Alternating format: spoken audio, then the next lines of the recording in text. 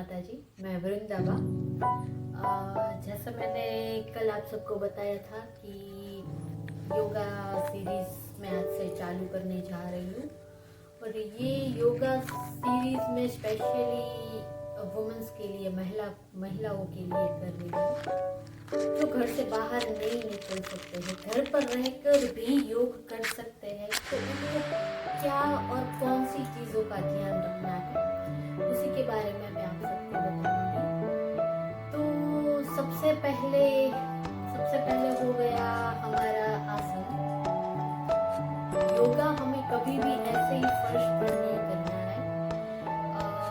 वैसे हमारे ऋषि मुनि और उनकी परंपराओं के अनुसार तो आप कपड़े का इस्तेमाल करें वही ज़्यादा बेटर रहता है, पर अभी तो ये रबर के और वो मैट वो सब आ गए हैं।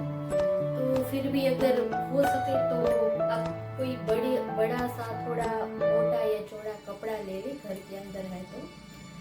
मैं भी घर के अंदर ये कपड़ा यूज करती हूँ, कपड़े से बनी हुई ही यूज करती हूँ और रबर का मैट यूज करती हूँ। तो सबसे पहले तो ये हो गया ये मेन हमारा ये आसन,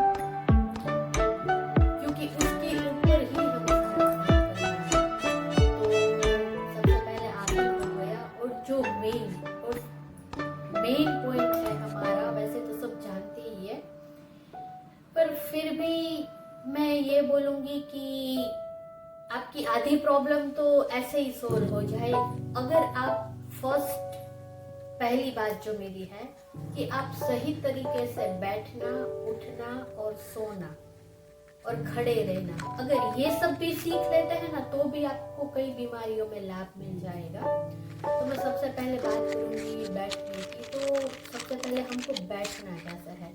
जनरली हम ऐसे मतलब पलाठी मार के ही बैठते हैं, ठीक है। तो ये सही तरीका नहीं है बैठने का। तो सही तरीका क्या है वो मैं आपको बताती हूँ।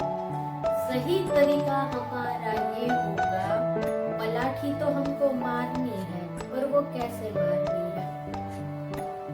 तो सही तरीके से बैठना क्या है, तो सही तरीका ये है, ये हमने अपने पैर खोल लिए और सबसे पहला बैठने का तरीका ही आपका सही होना चाहिए। आप कभी भी अब बैठो तो मैं जैसे आपको बता रही हूँ ऐसे ही बैठिएगा, ताकि आपको मतलब 8 से 10 दिनों में ही आपको फर्क दिखने लगेगा। तो बैठना कैसे है, पहले हमारा लेफ्ट पैर लेकर इसको मूल द्वार के पास रखना है, इसकी एड़ी को मूल द्वार के पास दबाना है और राइट पैर को अगर आप पद्मासन में बैठ सकते हैं तो सबसे बढ़िया है, पर पद्मासन जिनसे नहीं लगता है उनको अभी यही तरीके से पलाठी मार के बैठना है। तो ये हो गया हमारा उत्तासन।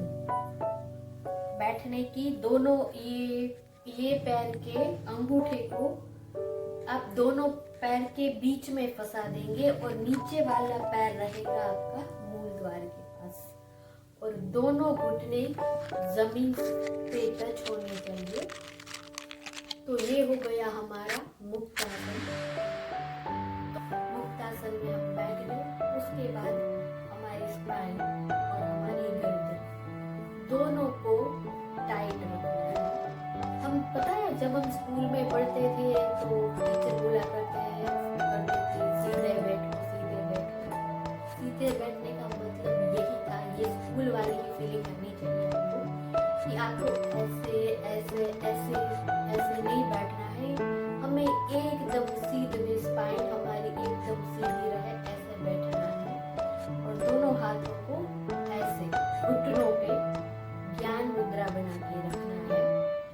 तो इस आसन से क्या होता है, इससे हमारे शरीर में जो 72,000 नाड़ियां हैं ये उसका शोधन, ये आसन में बैठने से धीरे धीरे हमारे शरीर की सारी जो नाड़ियां हैं वो खुलने लगती है और आपके अंदर तनाव में भी कम होता जाएगा, आपके नेत्र की ज्योति भी बढ़ती जाएगी और आपकी ऊर्जा भुजा ऊपर उठने लगेगी।